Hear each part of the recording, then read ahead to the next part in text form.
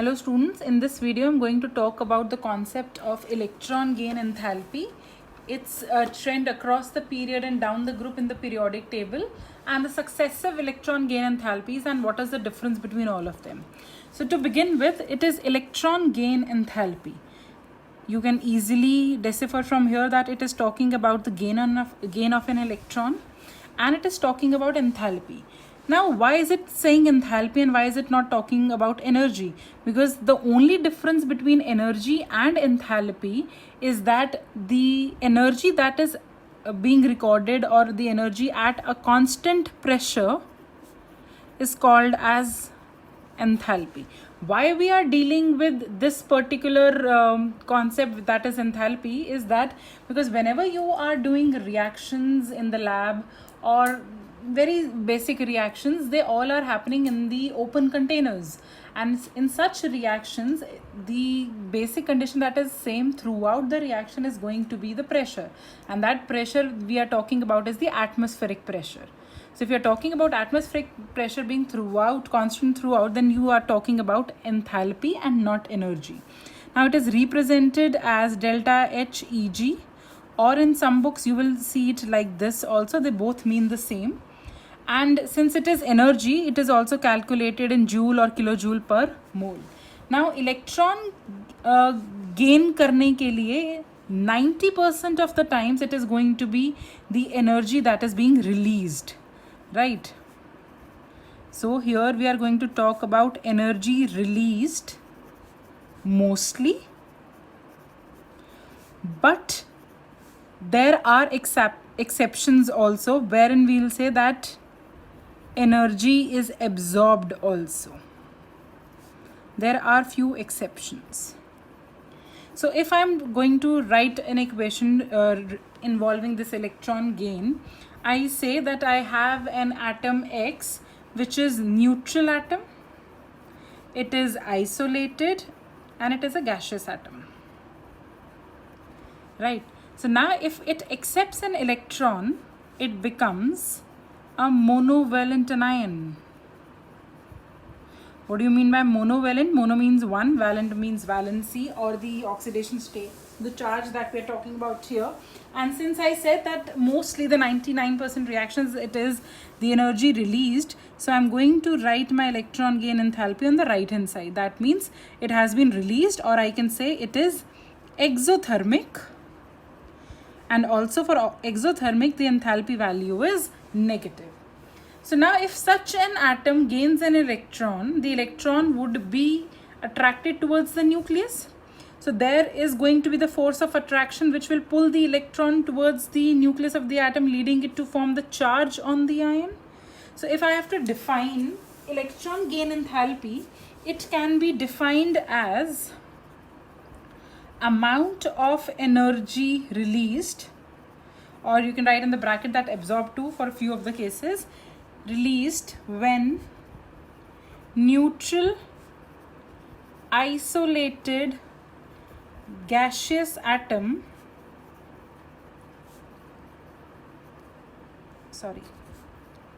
accepts an electron to form monovalent anion, right? Now the question is, what type of atoms will gain electron easily?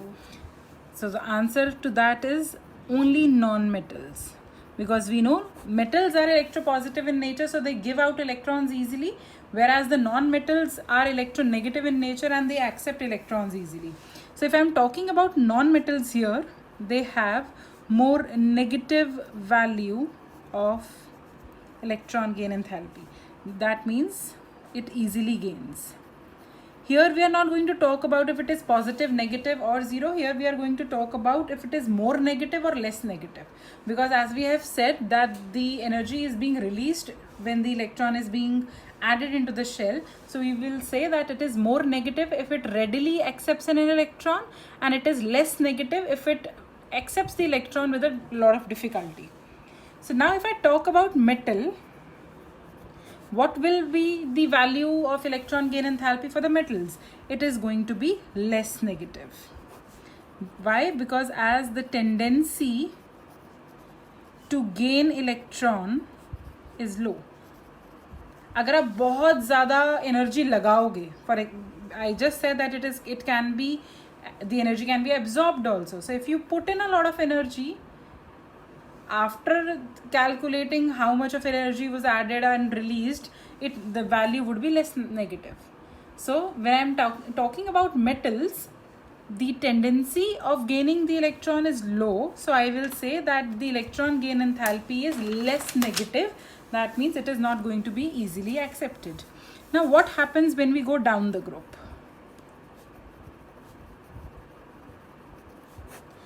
When we are going down the group, the size increases because a new shell is being added every time. Right? So the outermost electron that is to be added is going to be farther away from the nucleus. For example, if I say I have this nucleus and there is one more atom where here it is the nucleus. This is the size of it and this is like this. Now you have to understand that if you are adding an electron to the outermost shell, the surety that this electron will stay here depends if this nucleus holds this electron with itself. अगर इस nucleus ने electron को bind ही नहीं किया तो ये electron यहाँ नहीं रुकेगा बेटा. So it depends upon how much the nuclear charge is there on the electron that is being added. If you add the electron here, it is so far away from the nucleus that the nuclear charge is almost, or I should say it is very low. So even if you add the electron here, this is not going to be bounded as good as it is going to be bounded here. So if you have to let the electron get absorbed here, the nucleus has to accept that electron. So if the size is bigger, the electron attraction is very less, right? So if I say down the group, the size is increasing as the shell has increased. We also know that the metallic character increases as we go down,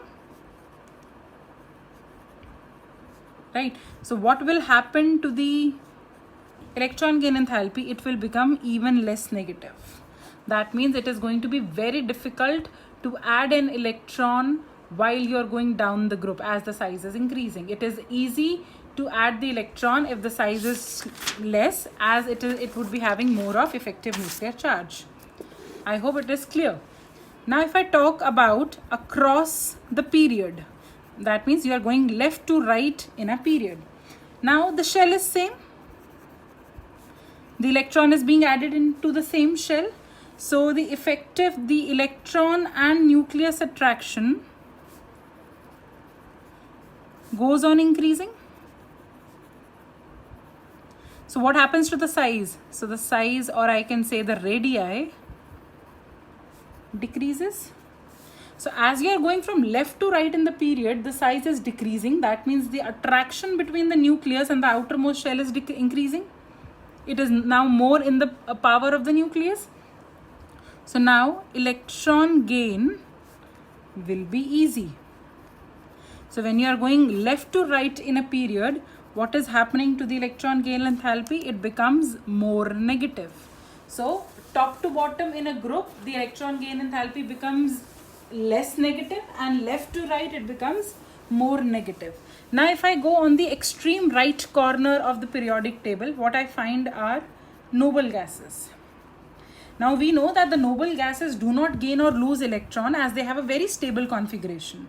So therefore, if you want that electron has to be added into the shell, electron will have to be pushed in, right? It is already stable. Please note that noble gases are already stable. So but if you still want to add an electron to the last shell of the noble gas, you will have to apply energy.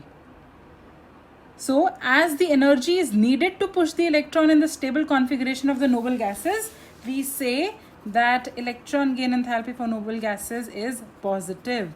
That means the energy is being absorbed. There is no chance that the energy would be released. Now as I said that easier it is for you to add the electron, more negative is the value, and the rightmost corner are the noble gases. Just before noble gases you have the group of halogens which need just one electron.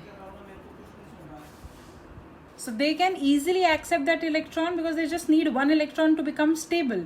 And more the tendency to accept the electrons, we say they are most negative in the entire periodic table. So if we say that the electron gain enthalpy for the noble gases is positive because you need energy to let that electron be added into the stable configuration of noble gases, and why for halogens it is most negative because they need just one electron, so it will readily accept that electron. Now let's talk about the successive electron gain enthalpies. What do you mean by successive? You mean ek ke baad ek, one after the other. So this was what I was trying to do, right? Now here in this case, this X atom, the number of electrons is equal to the number of protons, right? But when it has become a monovalent anion, there is one electron extra than before. So I will say that the number of electrons are more because the number of protons remain same while you are adding or removing the electron. So now the nuclear charge per electron is less, right? Because there are lesser number of protons that are binding to the more number of electrons. So the nuclear charge per electron is less.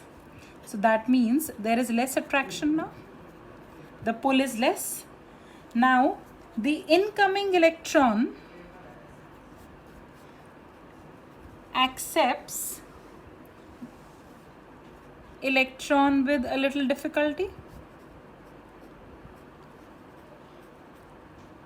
What I am trying to say here is, आपने एक neutral atom लिया था जिसके अंदर number of electrons and protons were equal.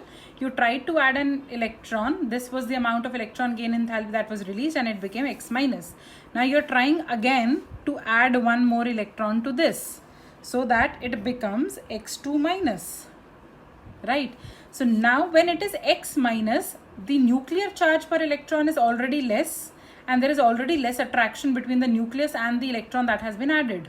So now if you are again trying to add one more electron, it is going to be very difficult. Why? Because now there is going to be even lesser attraction with the nucleus, and there is going to be the repulsion between the already added electron and the one that you are trying to add now. So now overcome this repulsion between the already existing anion and the electron that you are adding, you need energy. I will explain this again. Here it was already, the effective nuclear charge was low. The nucleus was not able to bind the last electron very easily because per electron the number of electrons were more now. So now it was already loose and this electron was roaming in the orbit, and you have now added one more electron. So there is going to be repulsion. And now but you still want to add this electron. So now to add this electron, you have to overcome this repulsion, and to overcome this you need energy. And that is why when you are adding the electron in the already existing anion, you are adding energy. So your enthalpy is positive now. Do you understand? So that means the successive electron gain enthalpy is always positive. That means आपने एक electron add किया वो negative था, जब आपने second add किया तो वो पॉजिटिव था, जब आप उसके बाद फिर एक थर्ड ऐड करने गए तो अब क्या हो गया, दो ऑलरेडी एग्जिस्टिंग इलेक्ट्रॉन्स थे and now you want to add one more, so even more repulsions now, so you need even more energy, so it is going to be more positive, right? So if I take an example here, let's talk about group 16. Oxygen, the atomic number is 8. Even if I write the configuration that you have done in class 10, which is 2,6, it needs 2 electrons to attain the noble gas configuration. And now if you add an electron here, there is effective, the electron gain enthalpy as negative because you have added one electron and now it has become 2,7. But now if you want to even add one more electron, it would definitely want to add that electron because it would become stable by addition of that one electron. It will be 2,8, which would be the noble gas. But there is going to be repulsions from this one electron that was added before and now this incoming electron. So now when it becomes 2, 8, the delta HEG2 is going to be more positive. Right? So it is going to be even more tougher to add one more electron to a anion. Now there are few exceptions to this logic that we have just done. The first one exists in group 17, and which is a very commonly asked concept. You have these two, and then you have a bromine and a iodine, and we have read that as we go down, right, as we go down, the value for electron gain enthalpy becomes more positive, क्योंकि size बड़ा होता जा रहा है, effective nuclear charge कम होता जा रहा है, और अब इलेक्ट्रॉन ऐड करोगे भी तो उस न्यूक्लियस की पावर में कैसे आएगा. So the value becomes more positive, और I can say let's talk about in the terms of negative. It becomes less negative than before. So I should expect that chlorine would be having little less negative value as compared to the fluorine. But the reality that we saw was that chlorine is more negative than fluorine. If I talk about the values, chlorine is somewhere around minus 349 kilojoule per mole. And if I talk about fluorine, it is minus 328 kilojoule per mole. So as we have studied that down the group, the value becomes more positive. But in the case of fluorine and chlorine, chlorine is more electronegative than fluorine. Now what is the reason? The reason is we expect that as we go down, the size becomes bigger, so it is difficult to add the electron. But here we are seeing that it is easier to add electron in chlorine. इसकी value बेटा ज़्यादा negative निकली ना. That means chlorine में electron add करना ज़्यादा आसान है फ्लोरीन से, जबकि होना उल्टा चाहिए. तो अब इसका सिंपल रीज़न क्या है? ये है extremely small size of fluorine. Fluorine का साइज ऑलरेडी इतना छोटा है that if you want to add that electron in the atom of fluorine, it is so difficult because of the already existing electrons and the repulsion they cause to the incoming electron. This is an exception. Fluorine is extremely small in size. We know that as we are going down the group, the size has to increase. But fluorine was found to be, it was extremely out of the expected size. It was found to be small. So there were more repulsions, and because of those more repulsions, you could not add one more extra electron, and the value was less negative. Similarly, if I talk about, or if I have to just explain this once again, when I was talking about fluorine में बेटा configuration क्या थी? Always you have to explain your answer with the help of the configuration. Fluorine was 1s2, 2s2 and 2p5. This is 9. And chlorine was 1s2, 2s2, 2p6, 3s2 and 3p5. अब देखो बेटा, क्योंकि दोनों की value negative है, electron तो दोनों में जा रहा है. इलेक्ट्रॉन जाएगा फ्लोरीन में भी, पर इसके extra small, extra compact size की वजह से थोड़ा मुश्किल से जाएगा, और क्लोरीन में थोड़ा सा ईजिली चला जाएगा, because the incoming electron faces less repulsion from the fifth electron in the larger 3p orbital. 3p बेटा बड़ा है ना 2p से, और ये अपने साइज के अकॉर्डिंग उससे ज़्यादा छोटा है. अदरवाइज अब आप नीचे जाओगे तो bromine, iodine, the value goes on being less negative only. But this was a exception here when I was talking about fluorine and chlorine. Similarly, there is one more exception, and that exception is in group 16. And this exception is, we have in group 16 oxygen, sulfur, selenium, tellurium.